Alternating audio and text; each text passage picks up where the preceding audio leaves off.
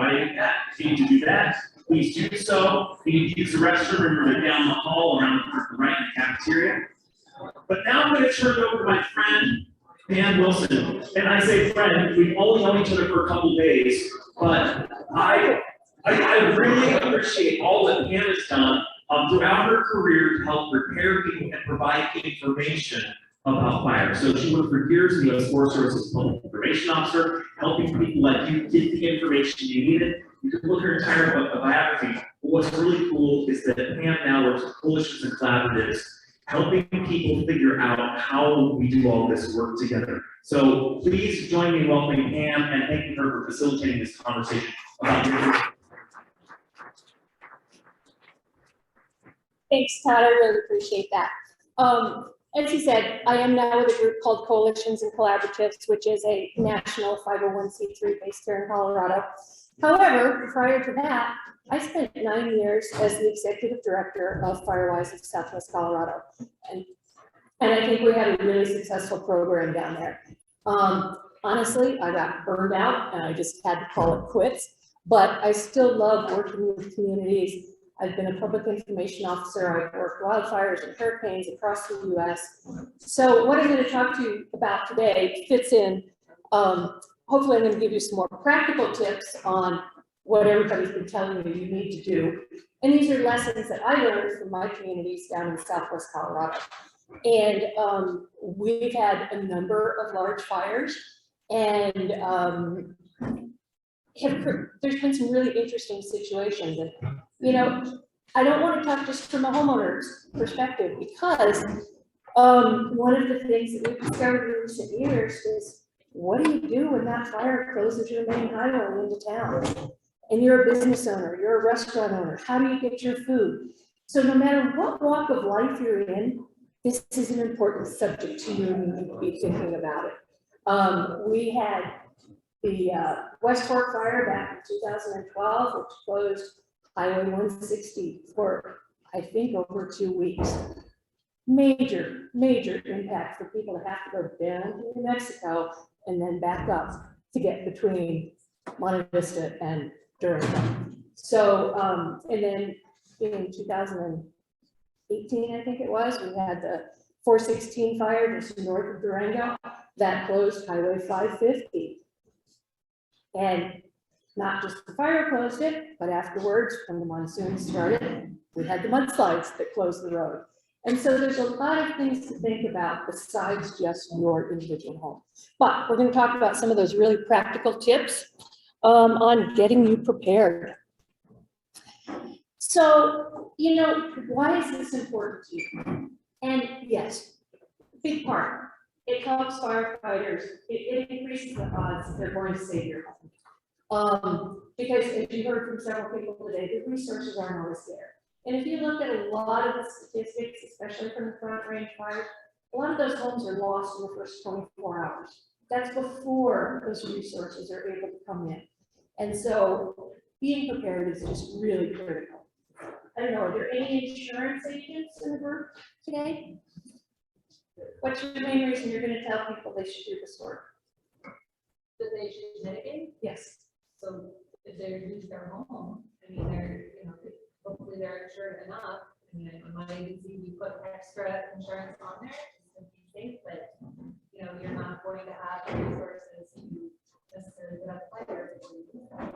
So, yeah, good point. But the other thing is, it may just help keep your home insured. You know, how many of you have gotten letters from your insurance company telling you you have to do mitigation, or they may drop you? Just a couple. It's really prevalent down in my neck of the woods. We get a lot of people that get those letters on an annual basis. So it'll help keep your home insured. It may not get you a discount. That's not a real common thing with insurance companies. The one that does offer it is USAA. And if you're a Firewise community, whether your home has been mitigated or not, you can usually get some kind of discount. But there's not a lot of discounts. But just keeping your home insured is really critical. Safe evacuation, really good reason to do some mitigation work. And then safe access for firefighters. I had never thought about this, and it was actually back at the start of the 2002 fire season, and I was out of town on a detail. I was working for the Forest Service at the time. And my husband called me, he was all out of breath, and I was like, what's going on? He said, well, we have a fire out back, and I've been helping firefighters throw firewood away from the house. Well, okay, I wasn't in wildfire mitigation then, but, and we had only been in the house for maybe 9 months, and the previous owner had stacked up all this dead wood along the side of the house. It really probably wasn't even usable as firewood. We knew it had to go. It was just one of those projects we hadn't gotten around to yet. But that really, really impacted me and my outlook, because I thought, that's not what I want my firefighters doing. I don't want them having to clean up around my house. That's not their job. They need to be putting the fire out. And so, as we talk through things today, I just encourage you to think about what's around your home and what actions can you be taking so that your firefighters can do the job that they need to do, which is to hopefully put that fire out and save your home.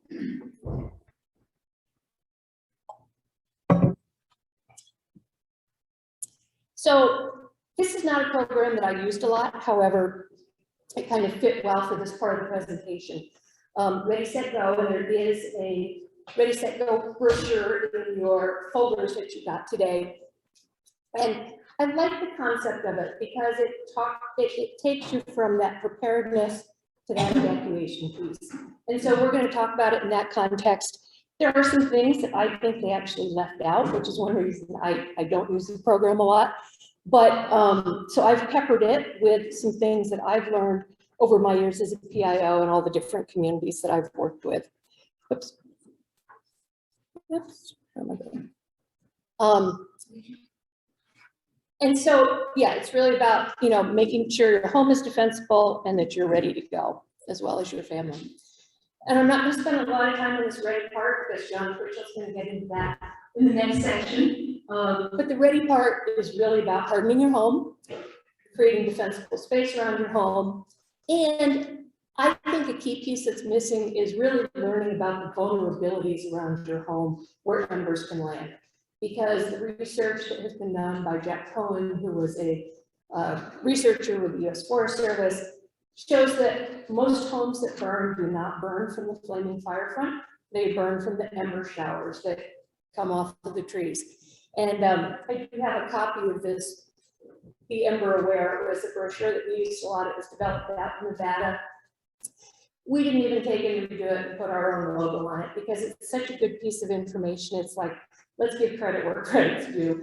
But it's got some great pictures inside so you can walk around, you know, noticing where dried leaves accumulate, where pine needles accumulate. Those are areas that are vulnerable to ember showers, firewood next to your home. So thinking about all of those things, it's a great little publication.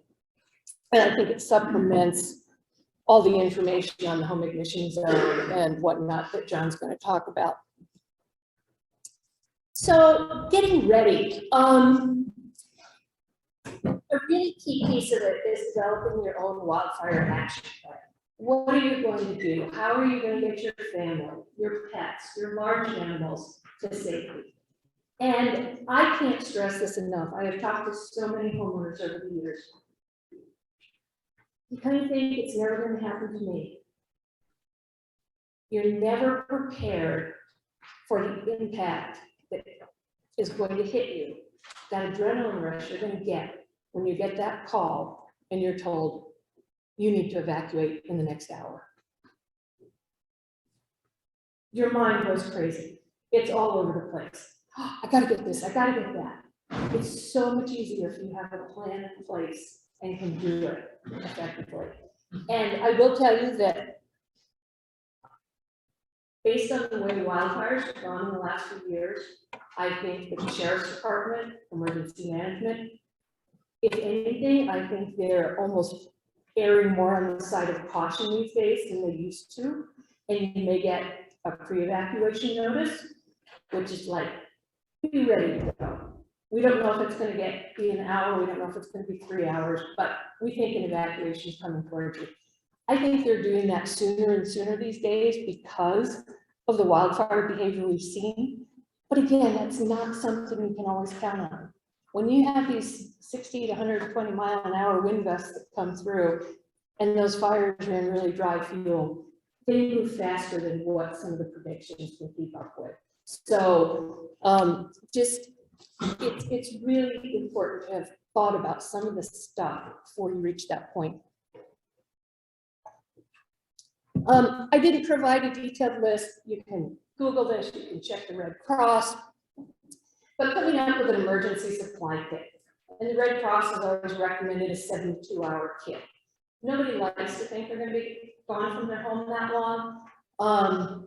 But when I worked my first wildfire, which was the Missionary Ridge Fire back in 2002, we had people that were evacuated potentially up to 6 weeks. Some of them were evacuated 2 or 3 times. Nobody likes to go in and out, but that's the way our fire behavior kept changing that year. And so having that kit, essential things that you need, water, some food, some clothing, some prescriptions, all that kind of stuff that can tide you over for potentially up to 72 hours, potentially longer. Keep it in your car, keep it by your front door. Be ready to grab it when you go out. Like I said, nobody wants to think it's going to happen to them, but it can. Have some emergency contact numbers. Who are you going to call? And then things like knowing where your gas and electric and water shut off are. All those kinds of things. And share them with your family. Don't make it just one person's responsibility, because you don't know who's going to be home when that call comes in. This has been mentioned several times already, but sign up for Routt County alerts. It's really, really critical that people be able to reach you. And remember that a lot of the stuff that we do for wildfire isn't just for wildfire. Routt County alerts could tell you if there's a hazardous truck spill on the way home and you need to take a detour. There's a lot of other things that can happen that this is useful for. But it's really useful in wildfire. So make sure you do that. And most of these systems anymore, you can set up 3, 5 different numbers. So if your kids have cell phones, they could get the alerts, that type of thing. If you're out of town, it's really nice to get it, because then maybe you can ask a neighbor to help out with something at your home. Setting up an emergency meeting location. You know, what if mom and dad are at work and the kids are at home, but say they can drive? Where are you going to meet if everybody gets evacuated? So just thinking through some of those things, talking through it with your family, with your kids is really, really key. I don't really know how it is up here. I lived up here, but it was a very long time ago. Down in my neck of the woods, we have so many subdivisions that are one way in, one way out. Learn your neighborhood. Learn other ways that you can get out. Evacuations are the responsibility of the county sheriff, and they work in tandem with emergency management. 95% of the time, there's probably going to be somebody there directing you on how to safely get out of your community. But know those roads, because as Sam said, if you're uncomfortable, you need to leave. You don't need to wait for somebody to tell you to leave. And I'm going to drill that home time after time. Make a key list: phone numbers, account numbers, insurance papers, credit cards, all that kind of stuff. Update it annually. It's kind of a good practice anyhow. I'm getting older now. I keep looking at my husband saying, you know, you've been handling all the finances, and I really need to know where all that information is. It's no different if you're 30 years younger. In the event of an emergency, you need to know where to find that information. These are a couple of things that I don't believe show up in the Ready, Set, Go program that I think are really important. Create a home inventory. And you can work with your insurance agent. There's a ton of them out there on the web. All you have to do is Google home inventory. Again, it could be wildfire. It could be a house fire. It could be flooding. Know that your stuff is protected. Know what you have and what it costs to replace it. The second one, work with your insurance agent to make sure that you have enough insurance. I don't know how many times people have lost their homes, and they're either not insured or they're underinsured, and it makes it that much harder to rebuild. So, and especially now, I don't know what the cost of housing and what's happening. I don't know if we're just all going to see automatic increases in our insurance rates, but it's more important than ever, I think, to make sure that you have that adequate insurance. So that was kind of the get ready part. And now we're moving into get set. And this is more like when you get that evacuation order. And I apologize, I didn't have time to research how the terminology that Routt County uses, but generally when evacuations start to go into effect, there's either a mandatory evacuation or a voluntary evacuation or pre-evacuation notice. And so be familiar with that terminology. Understand how your county uses it. If you don't know, that's something that the council can start to share with people. And it gets very confusing, but know that notification typically comes from the sheriff's office through the Office of Emergency Management, and that's who you should be listening to. Once you get that call, what can you do? You've got that emergency supply kit. Get it out to your car. Maybe you're not told you have to leave right away, but start preparing, start getting ready to leave. Notify friends, family, because anymore with social media and local news, people hear, oh my God, there's fire in Steamboat. I wonder if so-and-so's okay. So just give them a heads up. Yeah, you know, I've been put on evacuation notice. I'm going to go stay with so-and-so. That really helps. And remember that sometimes during fire, you might lose power. The phone lines get congested. It can be hard to reach people. So you're going to want to stay in, figure out a way that you can stay in touch with people. And then stay tuned to your local media for updates.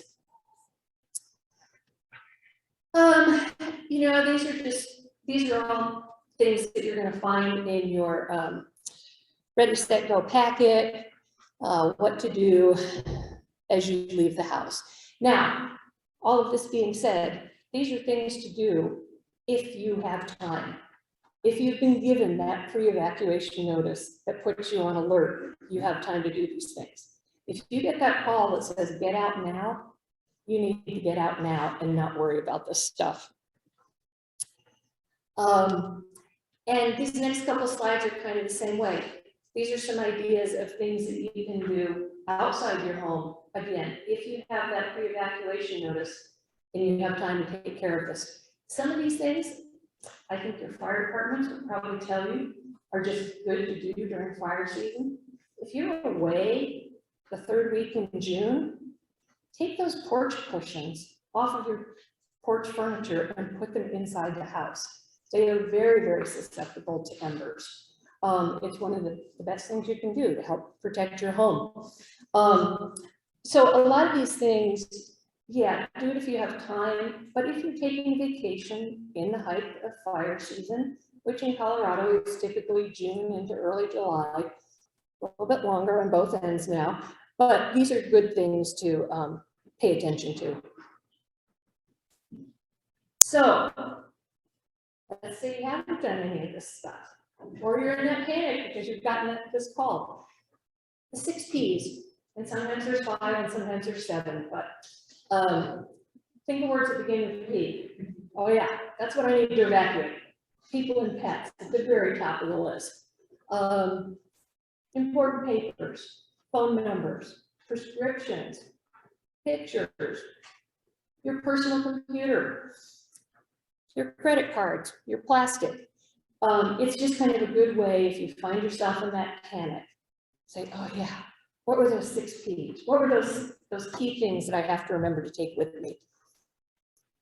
Because I will tell you, county sheriffs are great and they will do their best to get you back into your home if you really need something, if it's safe, but you can't count on it. And you really don't want to be detracting the people that need to be out there fighting that fire. You don't want to be detracting them from that because you forgot your prescription or you don't have a certain phone number. So, again, don't wait to be told to leave. If you are uncomfortable, if you have health problems, asthma, COPD, anything like that, and you're not comfortable, it is your responsibility to leave your home. Don't wait to be told. I don't know how else to say it. After the Missionary Ridge fire, I was actually the public affairs specialist for the fire and fuels program. So every time there was smoke in the air for the next 5 years, my phone rang. There's a fire, should I leave? I can't really tell you that. It's up to you. What is your comfort level?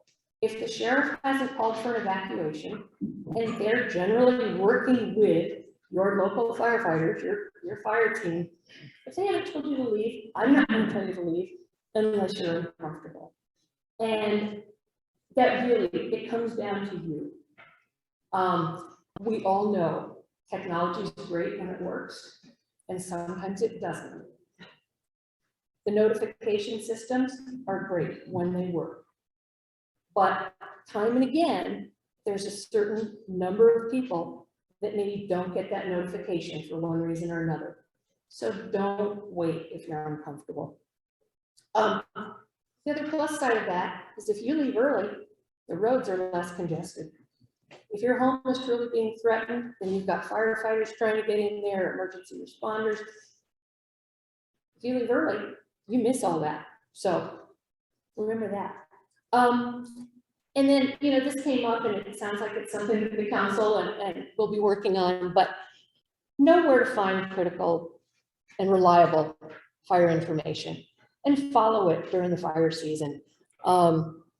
Sometimes it's a Forest Service website. I would tell you that we had a Facebook page with my organization, and we actually got more response from people that were following. We became the go-to source for the prescribed fires and everything else that happened because they knew we were following that stuff. But that also put us in an awkward spot of always having to be the purveyor of that information. NCWeb is a great resource if you're on the web. It's generally only for larger fires over 100 acres, but anymore, a lot of times forests will put prescribed burns on there and any fires that are happening within the wildland urban interface as well. And you can search by state or you can search by fire name. So it really is handy. And I use it a lot just following fires that are happening across the US because you got friends that live everywhere and you want to know what's going on. Go. Once you get that word to evacuate, go as soon as possible. The one thing I would say on this is, and the reason I use the picture of the animals is animals have a great sense of when danger is imminent. And I've heard so many stories of people who couldn't gather their cat, couldn't gather their dog.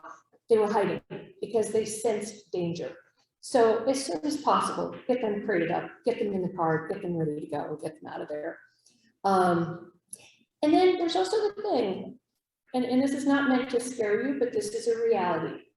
Sometimes you're going to be driving through that fire, smoke, flames to get out of where you are. So dressing appropriately can really help protect you in that situation. So that was on the personal level. And now I'd like to move into what I call community preparedness. And this is because we all have a role to play. This is a huge, huge problem nationwide. I know you've all sensed that. That's why you support the Fire Council. And so we want to talk a little bit about what you can do once you've gotten your personal act together and gotten all those things done.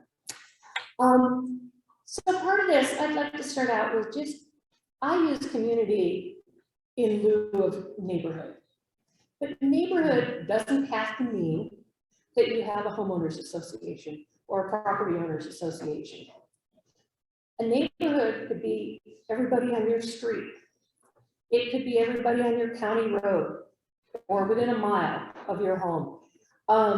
It can be however you choose to define it. So think about that as we go through this discussion, because too many times people think that, well, I can't do anything. I don't have an HOA that tells me what to do and it'll help me. You don't need an HOA. You need a group of committed residents that want to work together on something. And it's amazing what you can get done. So I just wanted, I put lessons learned on the other side, because these are really some things that I picked up on over the years in working with my community. And the first bullet, working together on a common goal, helps to build community and helps when an emergency does happen. This is really scalable. If you look at what the Routt County Wildfire Council has done, they've brought together all of their agency partners, as well as some other interested folks, Sustainability Council, other people like that. When you do have that emergency in Routt County, those people already have this great working relationship. And whatever that emergency is going to go so much better because they've been working together. They know the skills, the resources that each of them can bring to the table. And so it will make dealing with that emergency that much better. Well, that translates down to the neighborhood level equally as well.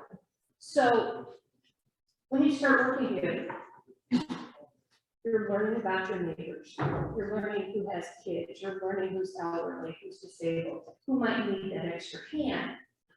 But you're also learning, oh, so-and-so has an ATV and they can haul a little trailer and haul the slash away. Or, hey, we have these 4 guys that really love to cut trees down. You know, I have a neighborhood that had a chainsaw gang. And they got together every Saturday and they went around and limbed trees in the neighborhood and that kind of thing. So it's just a great way to start building a stronger sense of community. The other thing that I learned in our program that we ran, we called it Neighborhood Ambassador Program. And so we worked with volunteers within specific communities. And they really took a leadership role in working with their neighbors. Doesn't matter what you call them. But what we found was that a lot of times you have neighbors that are willing to help. They just don't want to be in that leadership role. So for those of you that are already doing something, continue to step up, ask for help. And I think you'd be amazed at how many of your neighbors are willing to help you. They just don't want to be the leader. They want somebody else to kind of help guide them. I think that's a really, really key thing.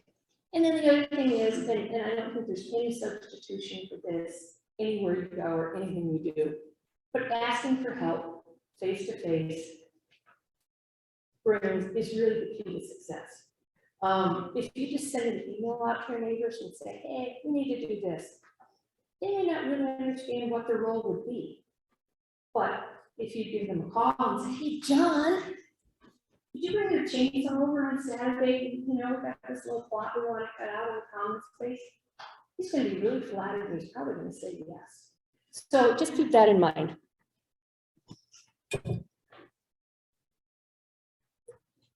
So how do we get started in all of this? We had a lot of folks that would go to their HOA and say, hey, can we start a mitigation committee? Call it whatever you want, forest health, mitigation, doesn't really matter. But get 2 or 3 people that are going to work together on various tasks. And the reason I say more than one is because some people like to go knock on doors. Others are really good organizers and could set up a conference like this, a meeting. So everybody has different skills they bring to the table.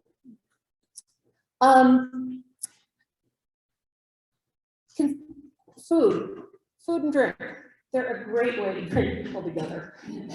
So if you plan a work day, or even if you're just getting started, plan a barbecue, plan a potluck, bring people together around food, start building community that way. It's a great way to go. Create a welcome packet. Tell your neighbors about the Colorado income tax subtraction. Has anybody in this room used that? one person, 2 people, 3, okay, we're getting there. This is something the state offers. You can actually get up to $2,500 back if you spend $5,000 on mitigation. It doesn't make a huge difference in your taxes, but you know, it's a start. And people really appreciate that. And I believe it's changing to a tax credit shortly. I think there's a bill that just passed the House that's making it a tax credit instead of subtraction, but, and I'm not an expert on that, but just something to take advantage of because mitigation work can sometimes be quite expensive.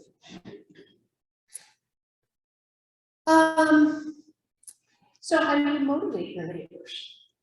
Work days, an annual work day. And I'm a really strong believer. This is your property. This is your home. You need to treat it that way and say, this is something that needs regular maintenance. It's not something you do once and the problem's over and done with. Pine needles fall every year, leaves fall every year, trees grow back, shrubs grow back. It is a continuous process. Make it that way. Make it part of your culture that wildfire mitigation is just something you do, like getting your chimney cleaned every year. It's no different. As I mentioned earlier, be thinking about tools, resources that your neighbors can bring to the table. It's been mentioned a couple of times. Community Wildfire Preparedness Day. This is a national effort sponsored by the National Fire Protection Association. You know, the opportunities are endless. It's the first Saturday in May every year. NFPA has partnered with State Farm, who offers up $500 awards. It's a very simple application process, and I don't know, I think they're giving out something like 500 of those a year now to communities across the US. We used to struggle to get 1 or 2 projects. Now down in Southwest Colorado, we have 15 or 20 that happen every year without our prompting. Sign making, mitigation work. We have a contractor that likes to work with us, and he came out and taught chainsaw safety and how to fell a tree properly to residents. You know, stations where people can learn all kinds of different things about wildfire mitigation, and follow it up by a potluck. It's a great way to get people motivated. Developing a community wildfire assessment, or CWPP, funding to implement the recommendations in those plans. These are all things that you can work on as a community, which in turn would make it easier to work through the council or the State Forest Service to get some funding for some of your projects. Another opportunity that's out there for folks, a lot of the grants in recent years, both through the Department of Natural Resources and the Colorado State Forest Service, allow for things like buying equipment for community use. We had a couple of communities that bought air curtain burners, that bought a chipper, that bought a brush hog. These are things that can really help with some of that slash disposal. And it's great if there's a county system. But I had people that had to travel, you know, 50 or 75 miles one way to get to a landfill to drop slash off. And that just wasn't working for them. And sometimes they don't have equipment or a, you know, trailer to haul stuff. And so buying something for community use can really be good if you have a place to use it. One other bullet I would mention is for those of you that do have HOAs, how many of you have a budget line item for mitigation, wildfire mitigation? Anybody? 1, 2, okay. This can be another great place to start because most grants, if you're going to go after them, require some kind of match. It doesn't always have to be cash. A lot of times it can be volunteer hours, but it's a great way to get started on things. Signage. We had a lot of subdivisions, like I said, one way in, one way out, and they were in the woods. They wanted their little wood signs out there. what do good signs do in a fire? They burn up. So look at what kind of reflective signage you can get out there. We also had some that had a lot of dead-end roads. You bring firefighters in from out of town, you don't want them going down those roads where they can't turn around. So a lot of things to think about there. Talk about getting to know your neighbors, tracking volunteer hours. Does anybody in here do that for their neighborhood? Nope. Key thing, start doing it. Volunteer hours are currently valued at over $28 an hour.